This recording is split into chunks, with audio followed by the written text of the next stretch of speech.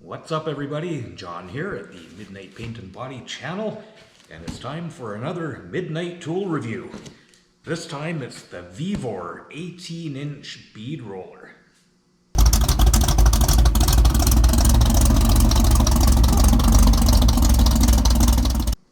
So I've wanted a bead roller for a long time. As you guys know, if you watch my channel, I do a lot of metal work. Not a lot of that, fancy custom fabrication, but I do a little, and it's nice to have, whatever tools I can. So the bead roller I wanted, it's around $3 grand. It's a nice, 24-inch throat, power, foot pedal, on a stand, a few different options of that style. That wasn't happening. I basically just bought the one I could afford, which was this one from Vevor, and it was like 230 bucks. So this is not a sponsored tool this week. I bought this, I bought it a couple weeks ago. I was just waiting for a chance to give it a try. So I figured I would review it. And then maybe you guys are looking to buy one, and maybe I can tell you, it's worth buying, or maybe I can tell you, yeah, maybe you don't want one of these cheap ones. Now, I don't do a ton of this stuff, but it's nice to be able to when I'm making panels, the more I get into stuff. If you're not familiar with my channel, I do a lot of rust repair, but I also do some restorations and hot rods, and give you an idea what's in the shop right now. I was thinking mostly for this 52 sedan delivery because I'm going to be making wheel tubs for it. And I thought it would be nice to be able to roll some beads in the metal for strength. And I'm also going to be making some floor pan pieces as well. So, let's see what we got. Right off the bat, we've got a bunch of broken pieces, so that's awesome. Lovely. Okay, well, it looks like what is broken is actually this hand crank. The plastic is broken off of it. So, that's pretty awesome. I don't think it'll affect it too much. Still just gotta get something broken. Oh, so there's our bead roller itself. It's very heavy. Now this is just like a vise mount one. And then of course there are a whole bunch of dies that go with it. Hopefully I don't need to keep those in order. Okay. These are pretty self-explanatory.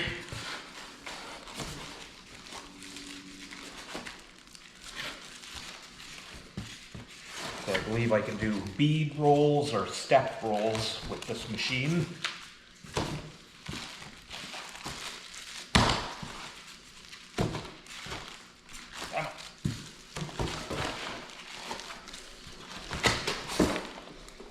So yeah, there's all my broken bits laying in there. Looks like it must have got dropped hard on this end. It is a really heavy box, but I actually got dropped pretty hard on the other end too. Whatever.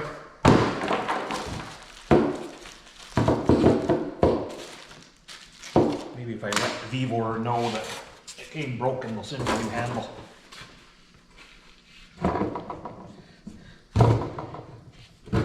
So, let's see.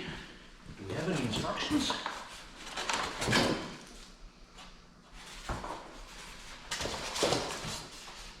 Alright, well, I guess this one is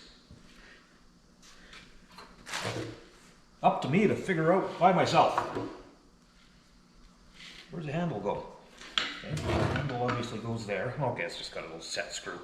Alright, that's easy.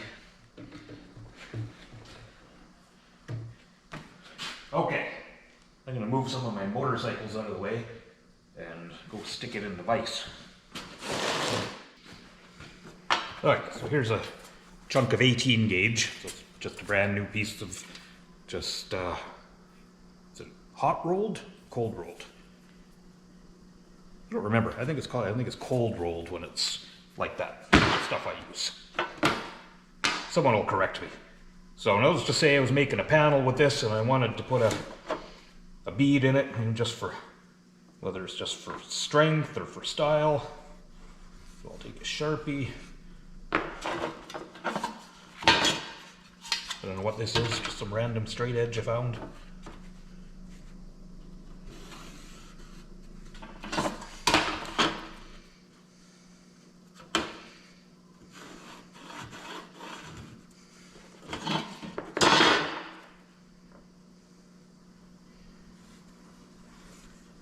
Try not to go too much of a curve. I've done a little bit of this stuff, guys. I've used a bead roller a little bit. I used a power one. I've never actually even tried one of these manual ones. This is definitely my first time trying this one. So I'm going to take the camera over where you guys can see.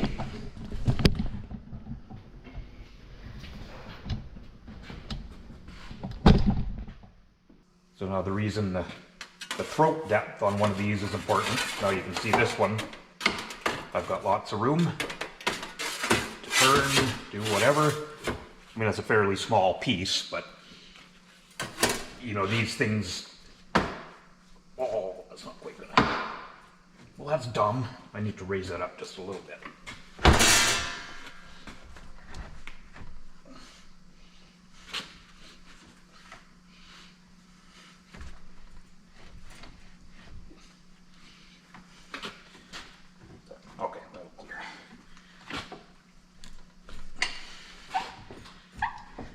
I do think I will build a stand for this guy if I'm going to keep it. Or I am going to keep it, I bought it. If I find it's something I'm going to use quite a bit. So now, what we want to do, let's just say that's where we're going right there. I guess we're going to want to put some tension on it. How much tension? I'm not sure.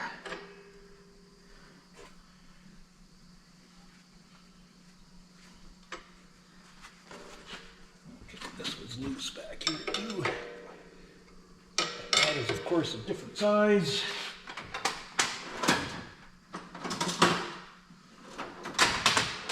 So we'll just go with the crescent wrench.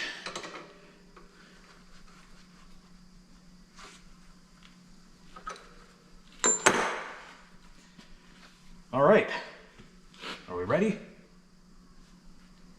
Oh, to take that place up.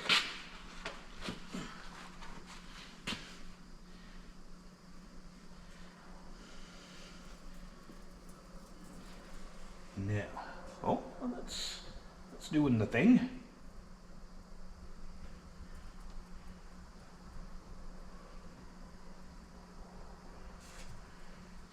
Okay. Thought I was going to have to tighten it up more, but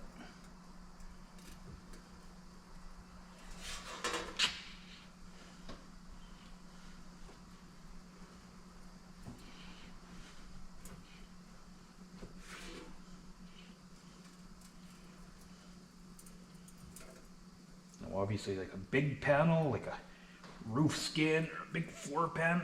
Oh, I didn't quite make that turn. Oh yeah, I didn't even come close to making that turn on my line. Now, it doesn't really matter right now. That's where practice will come in with this machine.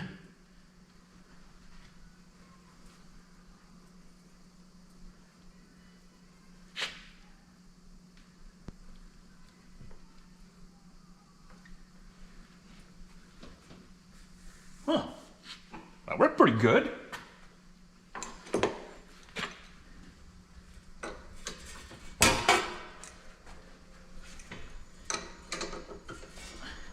I can see I might want to weld some bars or something on these bolts just so I can just do it by hand. I don't have to use a wrench every time. Maybe.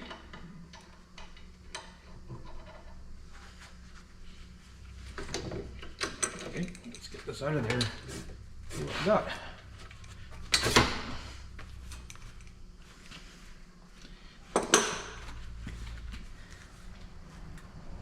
I mean, it's far from perfect because I went off course and it's not great, but I mean, that's heavy 18 gauge, so like that.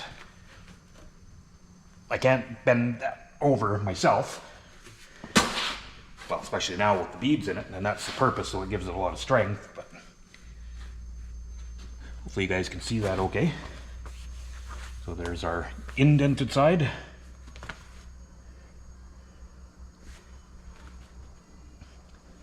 Huh, neato. Let's just try one more. Let's just say we wanted to put another one an inch away from it. So we're gonna go right around there.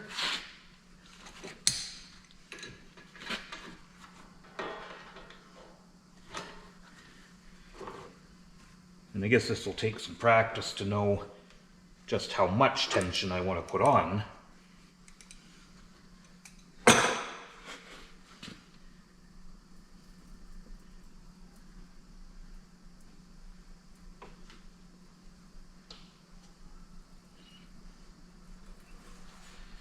I'm going to need to make a way tighter turn here.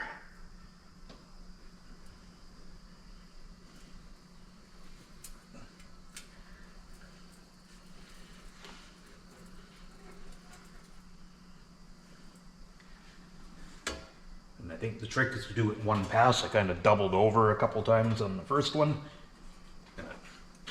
Made it look a little messy.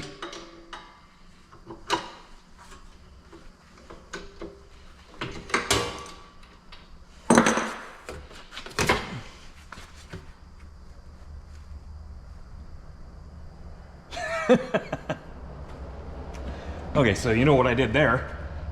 I did the opposite side, so I got down here and out there, so I wasn't paying attention.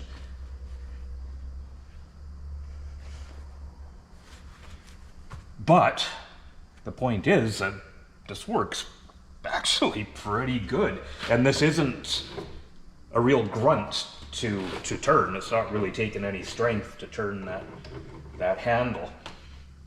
A friend of mine said he knew a guy that had one of these that made up an adapter to put an electric drill on there rather than the handle, and he somehow hooked the drill to a foot pedal, like an old, he figured it might have been like an old sewing machine pedal or something.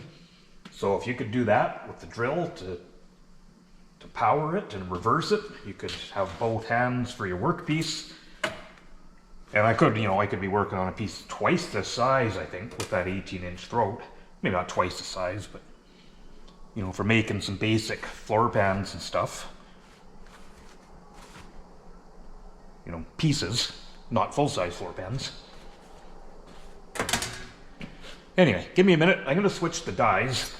Let's try putting a step on the edge of this.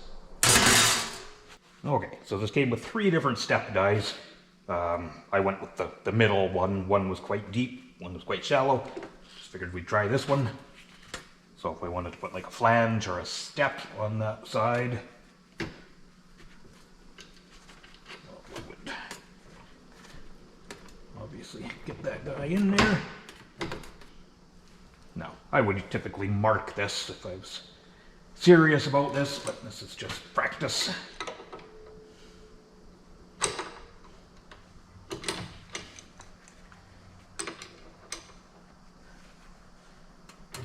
Okay, how tight do we want this guy? Snug it right down, let's put a sharp step in it.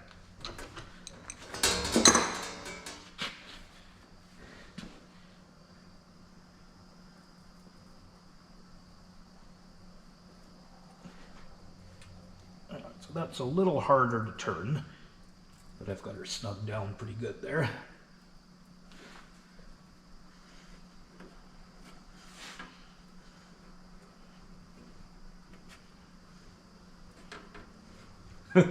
It's not straight.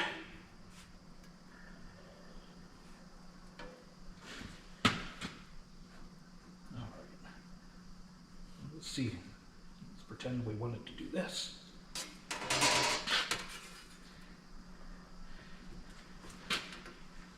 Oh, the handle's slipping. I actually do think I have that too tight.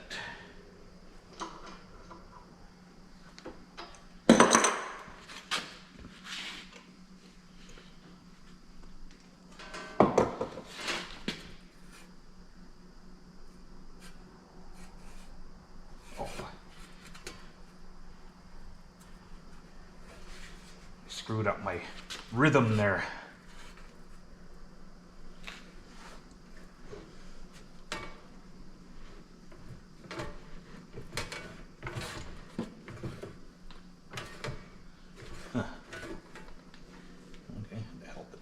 Slip it a little bit there.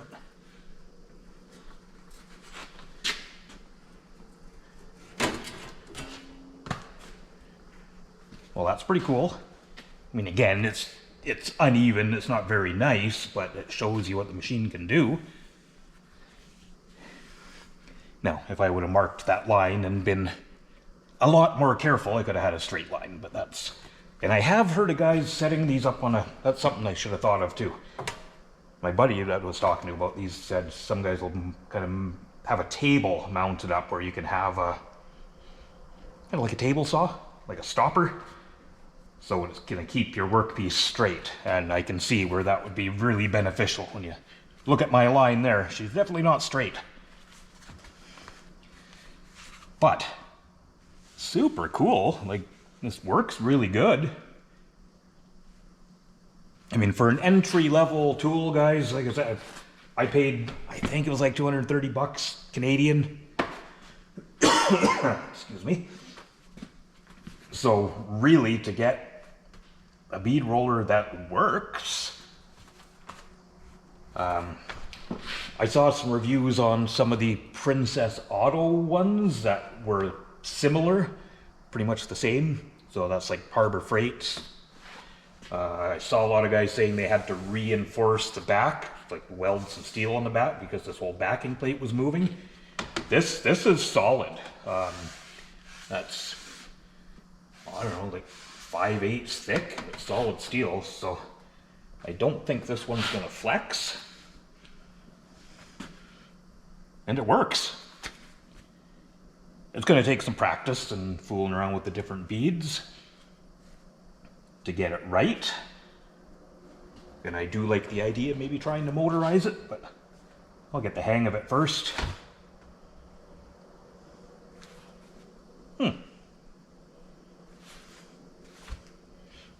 One more and then we'll end the video.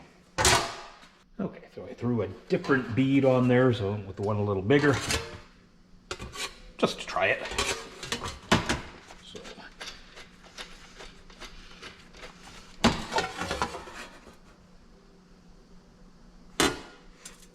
But you know what I did?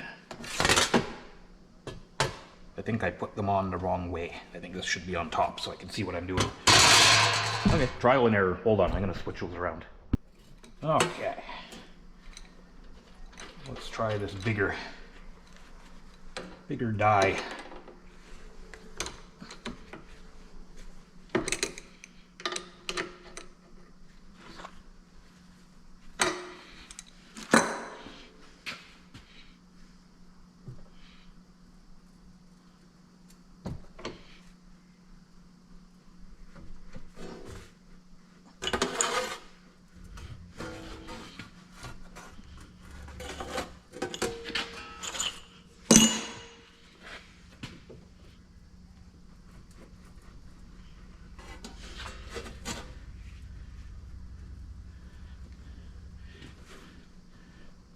All right.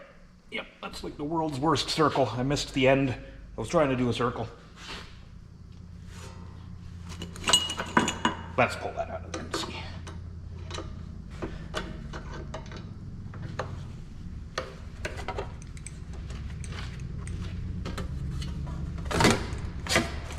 Oh, sounds like I got someone pulling in. That's pretty cool. Okay, I got a customer pulling in. We'll come back to this in a minute.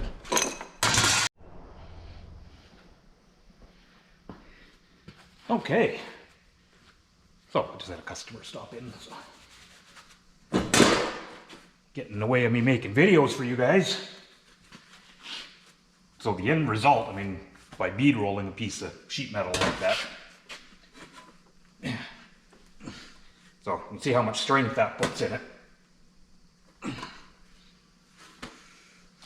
I mean, that 18 gauge is fairly heavy. That's typically what I use for auto body repairs, for building any panels or anything.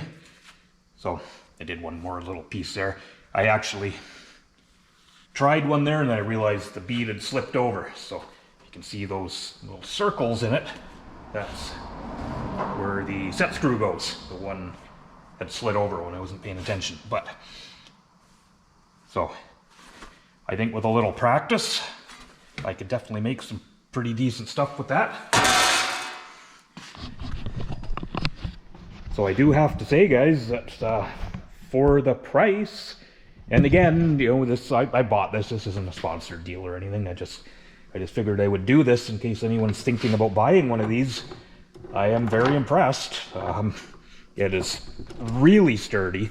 This is solid steel here, so this, yeah, it's pretty good. Everything seems pretty well built. You see it's got little grease zerks on these, what would you call those, like pillow blocks? I don't know what you'd call those things. Something like that.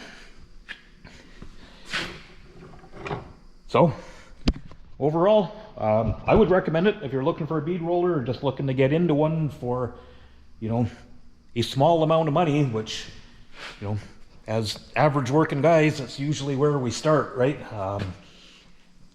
I don't use one enough to buy one for $3,000. I can't afford one for $3,000, so this is going to do what I need, and I'm very happy with it. I'll let you know as time goes on, because I will, you know, hope to keep using it. And as always, thanks for checking out my videos, guys. Next week, back to regular auto body stuff, but I'm going to try and do these tool reviews once in a while just for fun. I'll see you next time.